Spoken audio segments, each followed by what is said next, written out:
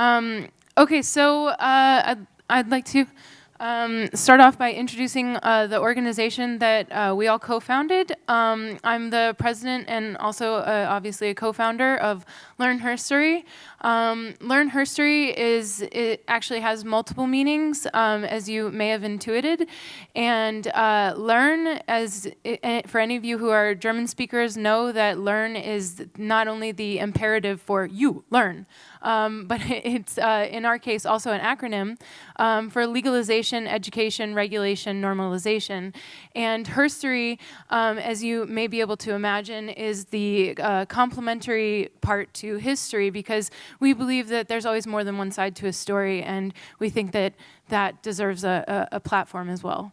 And with that being said, I'll pass the mic to Ronelle, Okay. metaphorically. Thank you, Julie. As you heard, my name is Ronelle Baumgartner. Originally, I worked as a nurse, still work as a nurse, and I got really interested into a holistic healing because I saw a lot of patients, they were taking the medications but not getting like a holistic treatment. It's not just you taking the medication. There's a lot that comes with it, like how's your lifestyle, how are you eating, what's your mental awareness or your mental state. So I got more into the herbs, cannabis, knowing as a teenager how I loved cannabis and how it helped me become joyful. So I was thinking, yeah, maybe patients need more access to that, to their creativity, to their happiness, to actually start their healing process. And that's how I met Julie.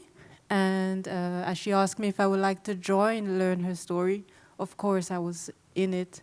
And I cover their social media, and I just love being part of this project. Thank you. Thank you, Ronelle. So my name is Viola Brugnatelli. I co-founded together with Julie and actually other amazing women that today aren't here, but we are representing a larger group of women from all over Europe, actually. So I'm originally from Italy. I have been working in this industry for quite a while. I'm a neuropharmacologist, so working on cannabinoid receptors and how medical cannabis works on them. And then teaching at university and so on. And then one year and a half ago, together with other scientists, we co-founded a startup company in Italy that is entirely dedicated to train and teach to healthcare professionals how to use, how to prescribe medical cannabis, and especially how to understand the endocannabinoid system, because we believe that so far that doctors don't get trainings on the endocannabinoid system, it's going to be really hard for them to then employ this type of medicine. So we realized as women working in this industry for a while that actually there was quite an issue that the field was not representing women as well as we hoped it to be. We observed in North America, there is another organization, it's called Women Grow. It's actually a for-profit organization. And we decided to kind of mirror that, but actually make a non-for-profit organization for women in Europe to feel more empowered and represented by what we're trying to do. So as you've probably grasped, I mean, today we are biochemists, a nurse, and neuroscientists, so we're more on the science side here, but actually part of our organizations are also activists and people that are growing the plant. So people that from 365 degrees are actually working on this plant and obviously with a women perspective. So what we're trying to achieve today with you is just walk you through very quickly with the main points that us as an association have the mission to explain and propel forward. So with that, shall I make an overview? Yeah, or sure. Yeah. By the way, we are not using the pointer, but yes. So this is pretty much what we want to talk to you today. It's like 4 main points. The keyword is care, because we feel that us as women, really that's our keyword. And so we use it in this 4 main platform, which is healthcare. Then I'll look over the part of the work care, if you will. And then we'll talk about nature care. So how can we use our vision as women to actually connect and protect to Gaia? And then lastly, our care for the people that are the most vulnerable. So that's why the majority of activist group, you will find out that actually have been created by women and probably none of us would be here today at CannaTrade and all of these amazing exhibitions that there are about cannabis without the underground movements and activist groups that actually have been invented, created by incredible women. So with that, I'd like to pass on to Julie to take you on to the first main topic of today. Thank you, Viola. Wonderful introduction. Okay, so women as healthcare providers.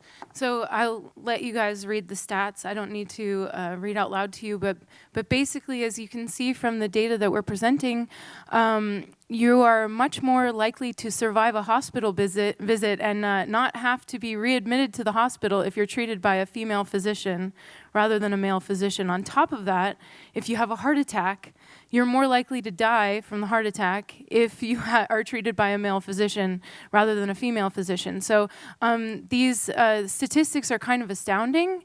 And let's just maybe take a second to ponder why with a question. So I would propose to you and ask for your participation. Yeah, it's cited there. JAMA Internal Medicine, PNAS. Yeah, if you want the papers, I can send them to you. Yep. Everything that we're presenting today has facts to back it up. That's because we're scientists and we like to stick to the facts. So, not a massive difference, but a difference is a difference. It's statistically significant. I mean, would you want to weigh your life on it? Yeah, but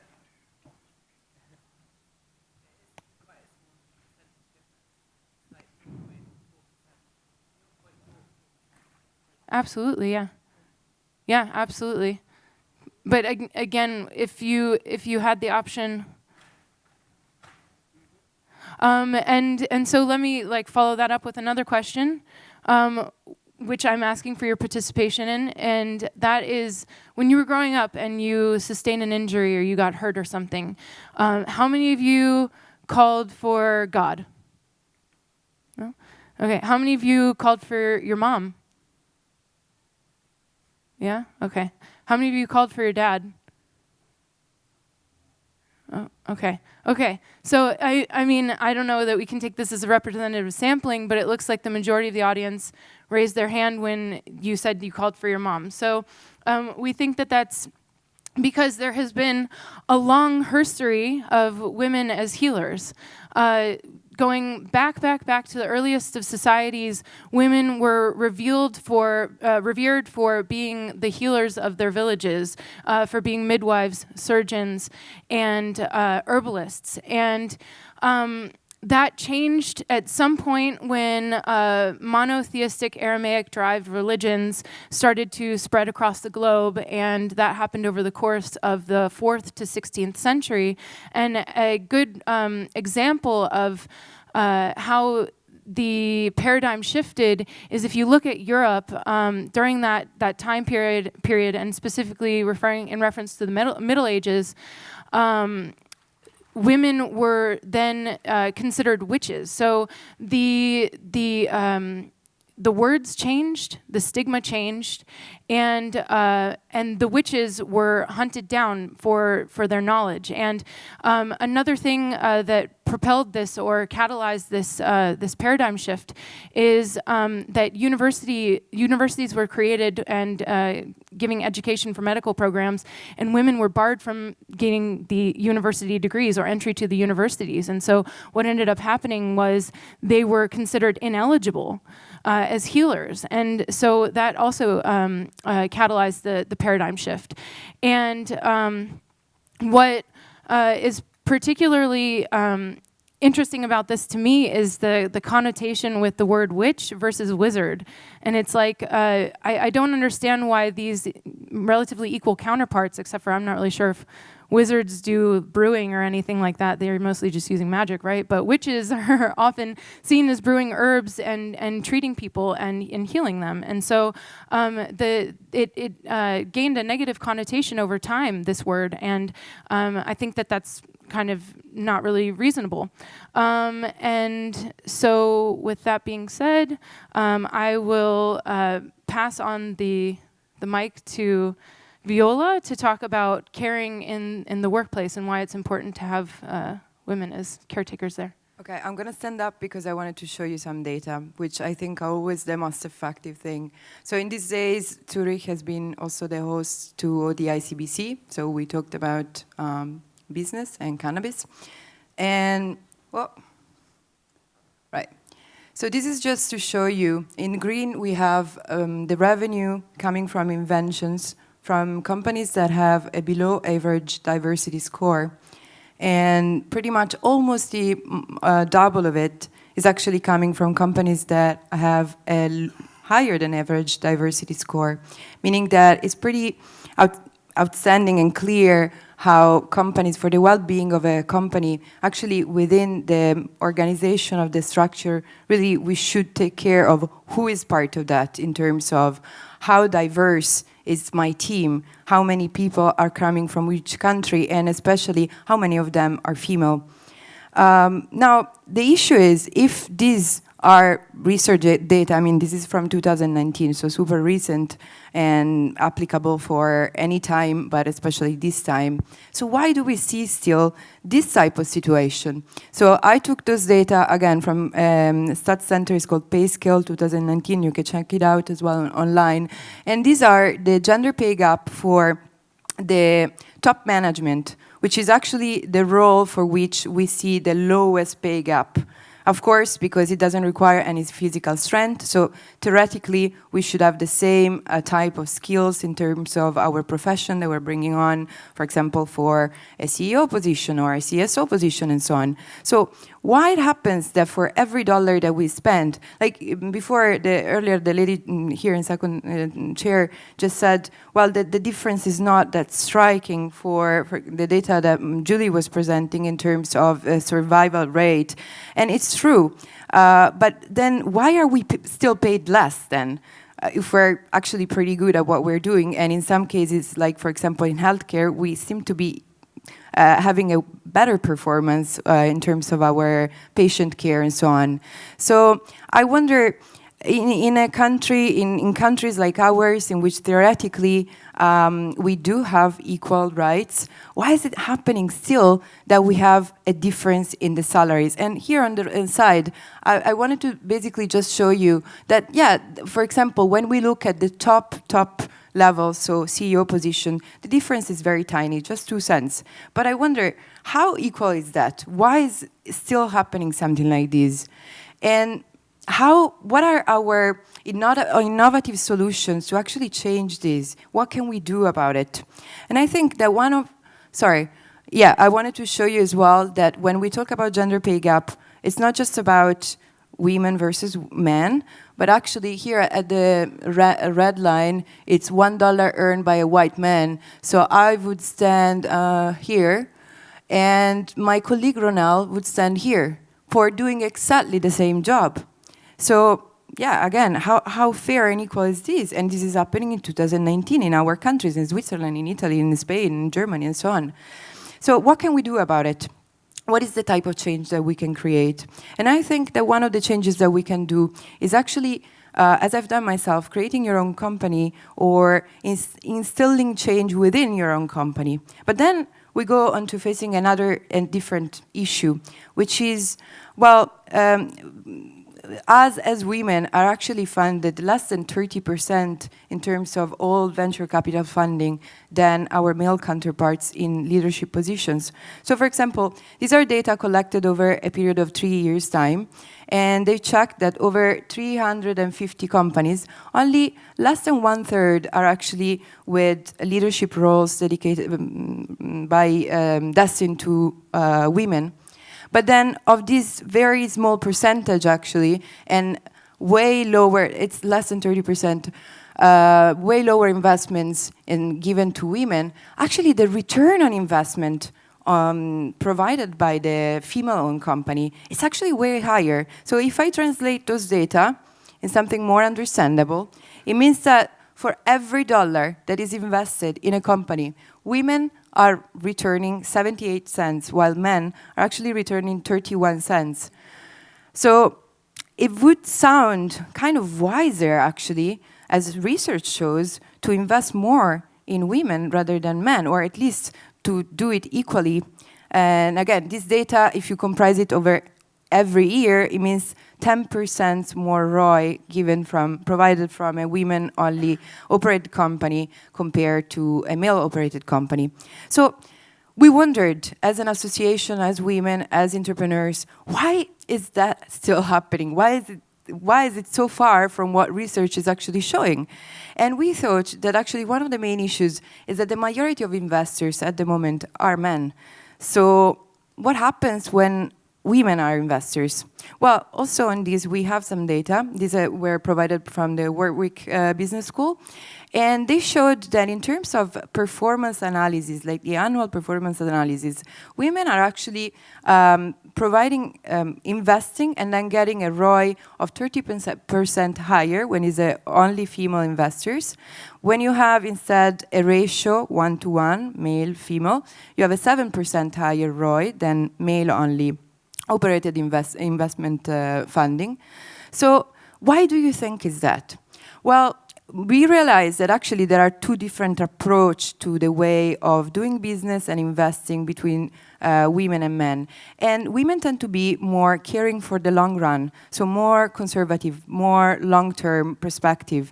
And I understand that entrepreneurship and finance are definitely high-risk environment. And of course, these women are risk takers. And we all know that the greater the risk, the greater the reward, and so on. But yet, these women were also looking at the long term and actually putting in action a series of ideas that actually prevented the company from having a big loss. So what we see usually with male investors is actually having a quick gain, a short-term lottery-style type of investment, and actually in the long run, in the long term, gaining a smaller ROI. So how are we doing then? And I like to close with this, so I don't bore you too much and you can stay in the room and listen to the end of the story. How are we doing then in terms of our field as Cannabusiness? Well, not too far from the actual normality, pretty low and shitty, if you allow me this French, than the normal other companies that there are out there for any other field. So as you can see here, we have 5% of female CEO for Fortune 500 companies, and pretty much the same percentages, so 4% and 5%, are the number of female CEO in either Canadian publicly traded company, so company with an IPO, or Canadian cannabis license producers. We do have a higher number, 27%, for executive roles. What does it mean, executive roles? It's not just the CEO. It's going to be probably someone like Julie, who was a CSO of a company, or a CMO, like another colleague that is not here on the stage. So it's actually extending a little bit to other top management position. But the issue is that, to be honest with you, this is still way far from how it should be. So what can we do as a field in the Cannabusiness? What is that we can do? Well, we believe as LERN herstory that it has to be an action coming from both directions. So as women, to take this table, open up these companies, to actually own our voice and start being the propeller of this change. And then from the other side as well, from our man counterpart, which we absolutely don't see as our enemies, but actually as our peers, to recognize our importance and our relevance in the field, any field that we're going to try to present to you today, beyond our role as mothers, as wives. And change, as I said, is just a word. But the moment that we use this word to create, being creators of change, and we put it into action, then is the moment that things are going to actually have a different perspective. So we really hope that with today's talks, basically your take-home message is going to be to make a change within your organization and implement some of the suggestions that we're giving you today. Exactly. Thank you, Viola. And so with talking about I'm going to stand up too because I get nervous when I'm just sitting and not doing anything. Like Viola was saying, when you talk about this entire talk, we're not talking about demonizing men. We're talking about complementarity, and we're talking about, and with that comes symbiosis. And so I want to address some great examples or prime examples of why it's so important to have symbiosis in any and every ecosystem. And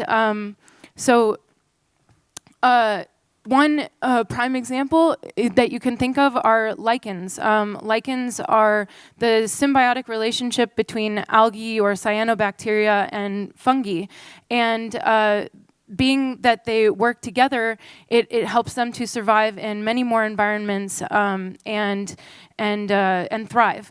And another example is mycorrhizas, which any of you who cultivate cannabis know are incredibly important for nutrient uptake from the soil, because without mycorrhizas, a lot of plants would not be able to eat, and that would be problematic for their survival.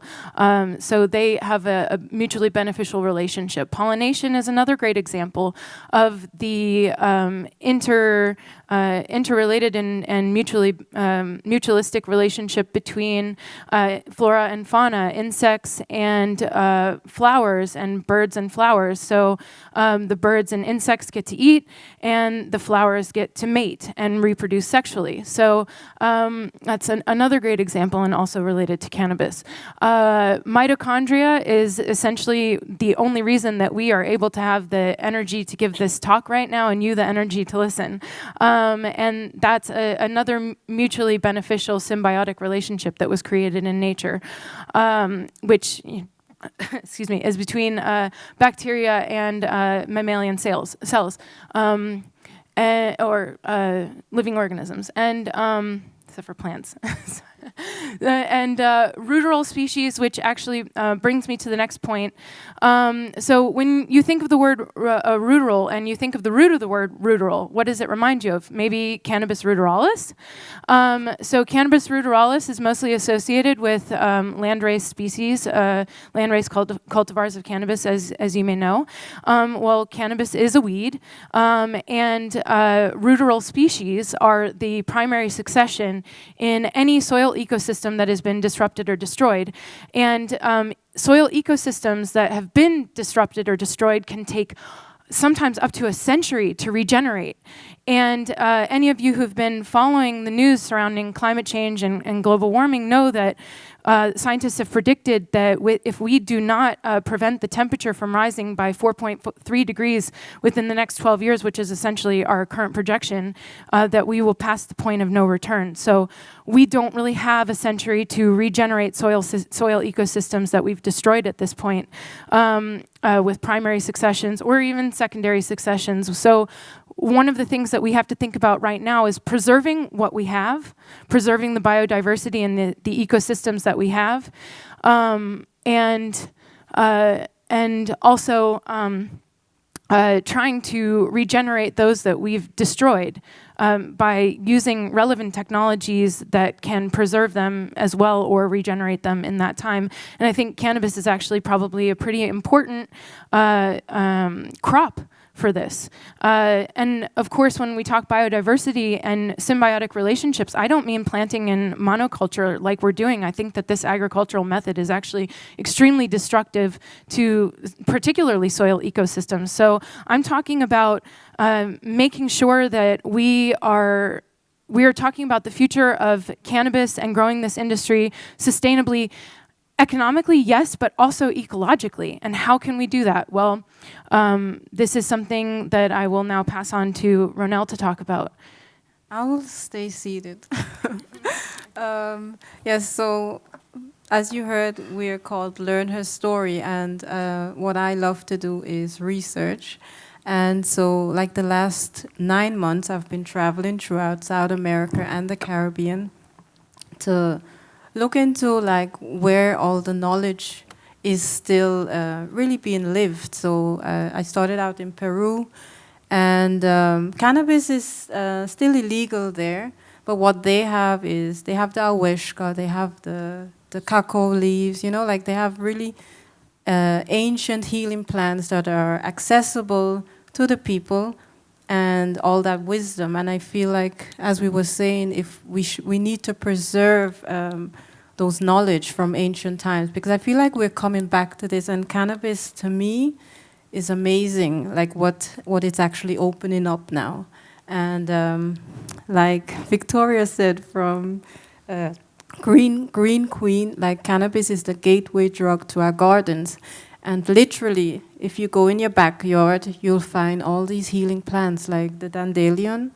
Like, it's such a plant that has lots of nutrients, and put it in your salad, and you are actually healing yourself. I feel like people need to connect back to nature, know that with everything we take into ourselves, each herb, it's actually healing to us. So that's why I'm a total advocate for nature, for cannabis, and actually really trying to get you that are in the industry to also push that agenda more, like how good it is for us, knowing that we have the endocannabinoid system in us and we're made for this plant.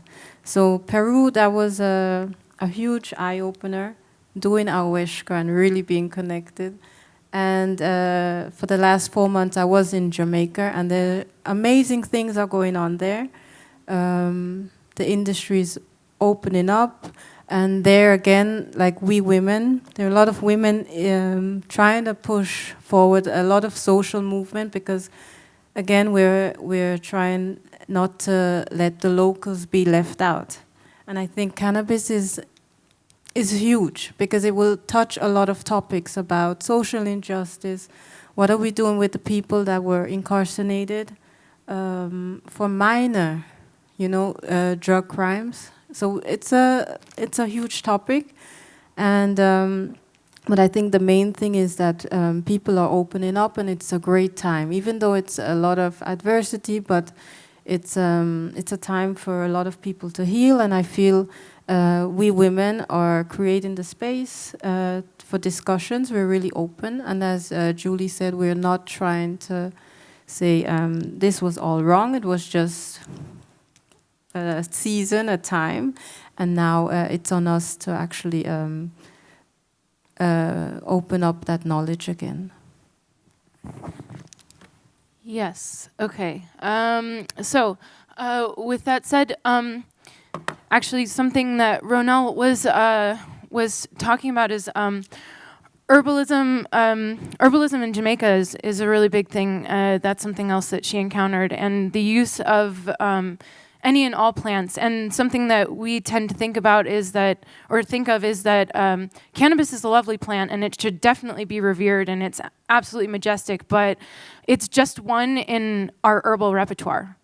So, every plant has its place and its purpose, and in fact, a lot of pharmaceuticals, I think it's upwards of 75%, are derived from plants. So, if you then consider plant medicines or herbal preparations, botanical preparations, how can we make this idea more digestible for the mainstream public? Well, one way that we figured out to do how to do this is through standardization of these herbal preparations, and a lot of international consensus standards that are created around the preparation of herbal extractions or botanical extracts are taken into consideration by governments and made regulation, which is actually important if you think about ensuring consumer quality and safety in terms of these extracts and preparations. So that essentially answers the question of concerns over adulteration. And another thing that I wanted to hit on, and that's a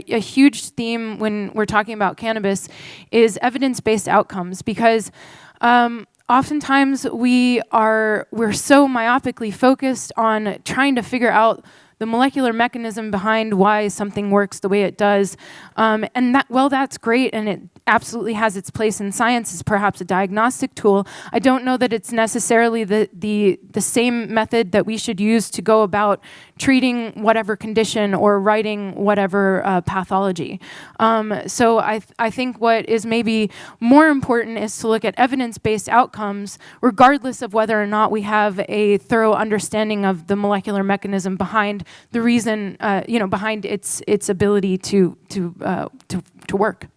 Exactly, especially in the practical field, being a nurse. Like, a lot of patients, they would stay away, let's say, from the plant, because yeah, they'll say that there's not enough scientific, proof. But if we could get them together with people that are actually using the plants and like showing them like how it works for them, not saying that it will work for you, but like we'll need to find out your dosage, but at least show them that there's a secure way to try out the natural medication. Exactly. And okay, so with that, with that, I will give the mic over to, metaphorically, to Viola and Ronel to close up. Well, me being a mother, this is extremely important because we know that a lot of children they get sick, and let's say the traditional way is to get them the pharmaceuticals. And Viola will probably be with me on this, knowing that a lot of the medications that we have to give to those young children are actually damaging their brains. So a lot of mothers started actually fighting for themselves and for their children to get a natural healing. And they had to go through a lot of personal pain, even being criminalized. And we have to question those laws that were put in place to actually, keep our children from growing in the way that they can. Yeah, thank you. Thank you very much. Well, we are going to just close on this, but we wanted to close on an important high note of the fact that, as we said before, many of the activist organizations that have been created, especially by patients, people that are patient themselves and use their struggle as a way to actually uplift and ameliorate the life of others, actually have been created by ladies. So some examples of these. Some of you may know ASA, the American for Safe Access. It was being created by an incredible woman, Steph Scherer. Without her, most probably today we wouldn't have the situation for cannabis that we have at the moment now. And she worked on it for almost 30 years and generated the incredible change that we see in the States now. Other examples of this could be Mamaka in Greece. We are collaborating with Hanka Gabrielova from Czech Republic. Many of you may know from the Observatorio Español from Spain. Carola Perez is also part of our association. She also is fighting for patients' rights in Spain and actually creating a ripple effects for other countries too. In my own country, one of the most important organizations is actually Pazienti for Cannabis Medica, which is created by Elisabetta Biavati, which is a patient herself. Again, these are all people that are in pain, that are struggling, and despite that, they have managed to create like completely world-changing opportunities for so many people around them. And we really feel that this is kind of this caring action of ladies that manage to actually use something bad as a disease or an issue and actually use it to ameliorate the community. We are seeing this nowadays as well in Brazil and in Uruguay. So all South America and Central America is very strong, especially with the movement of mothers that are self-incriminating themselves, going to the police station and saying, I'm going to treat my child who has epilepsy at cannabis. I'm going to treat my child who has I don't know, whatever, cancer. By the way, cancer, she just mentioned, I really would like you to go and watch With the People from, again, another incredible woman, Mara Gordon, also collaborating with us, because these are all basically things that are happening out there of women that are fierce and are not going to let their children be taken from a disease. Yeah, you go. At a point, we had a beautiful speaker We had a beautiful speaker in the UK recently who treated her 14-year-old son with cannabis when he was... Callie Blackwell. And one of the points that she raised with the reason why they don't treat children is cannabis is not licensed for children. But neither are any of the chemotherapy drugs that they give to any of the children with cancers. So when we put this into perspective, saying the damage that these drugs do, when you kind of see it in front of your face in black and white, the excuses just don't wash anymore. Exactly, and what we were saying, like how safe cannabis is as a medication, like practically no side effects. So I don't understand that. Actually, I would like to add a note on a scientific point on this. So in the 70s, Raphael Meshulam, which is pretty much the father of this field, he did a study on cancer and on children. And that was with delta 8 THC. So it's a different isomer from delta 9.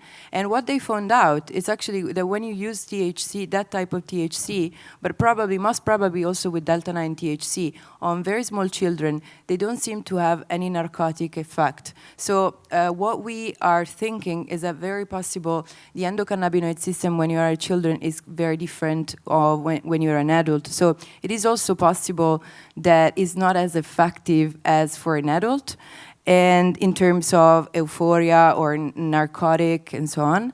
But the issue was that since the 70s, now we're in 2019, no one else had the courage and the bravery to actually do a clinical trial on children with cannabis, apart from the UK company GW Pharmaceuticals with the CBD product, which is called the Pidulex, which is of course marketed for children and especially with Dravet syndrome, so very hard to cure type of epilepsy. So I think this is a matter of where are the funding going in terms of science, because if we decide not to fund the science that could actually allow us to go in the direction of saying, okay, this is safe, of course, then we have no evidence to prove that.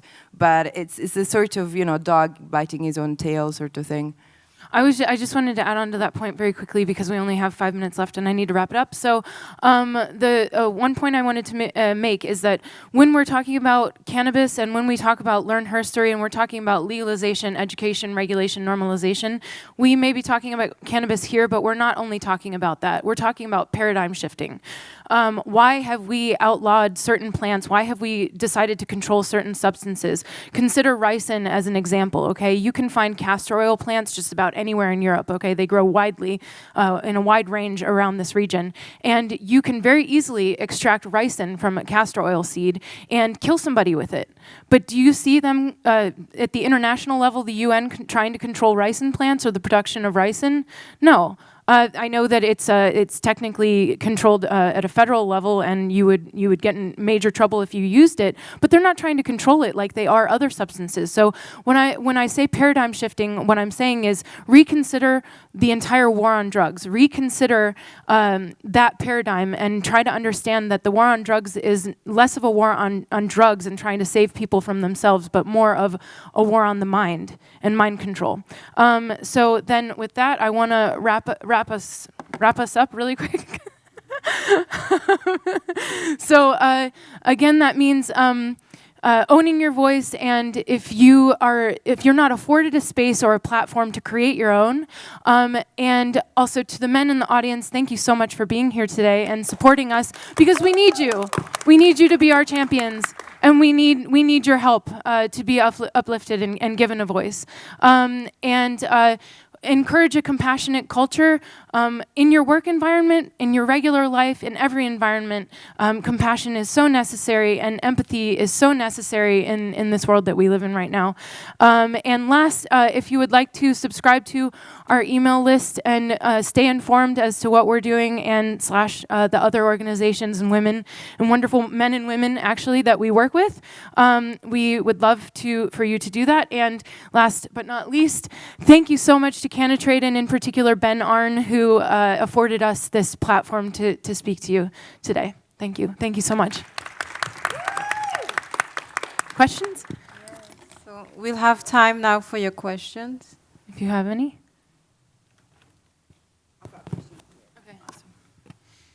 Ria from Green Queen UK. I love what you girls are doing. It's amazing. how can we support and empower the other women that want to come into this industry? How can we make it more accessible? And are there any things that we can do to bring in the other power women that are all over the country, all over the world, that want to do this work as well? That's a great question. I've been trying to figure that one out too. So I'm going to try and give a brief reply. Well, first of all, I'm going to say this. We have attempted for the past 10 months to actually raise the funds to create the first only women speaker event, but we haven't been funded for this yet. So, so this is just to say, well, we'll get there. But in the meanwhile, so we're gonna publish like a public statement with a very long list of names of the main actors of this industry, which are all women, of course. And we are going to distribute these like widely on the media. And hopefully that's going to give as well a different outlook and a different platform to the ladies and connect to ladies like you, which we were incredibly fortunate to meet up yesterday at the ICBC, and realize that actually we're not alone. And there are so many other organizations that are starting to do something like this. For example, there is one in the UK, it's called Entourage Network as well, which is doing some meetings here and there. So there are these things, but so far that we are all separated and splitted and we don't know that we exist, of course, we are weaker. So the idea, the first step for us is going to be network so that we all know that we exist and we can progress forward all together. And it's also about inspiring women because for me it's a great opportunity like to build my own and still wanting to be there for my child. So a lot of us are actually trying to balance that act, right, of career, family, and I think the cannabis space is a great area because, like, let's say you love making edibles. Like, you're at home, you're baking, you're living your passion. Your child is, you have like that time to also take care of your children. And I think showing the possibilities of being your own boss is, it's really possible. And there are a lot of great examples out there. We just need them to give them the voice and share their stories. That's what we are actually doing. We want to share the stories of the women that are creating a great change, yes, in the world.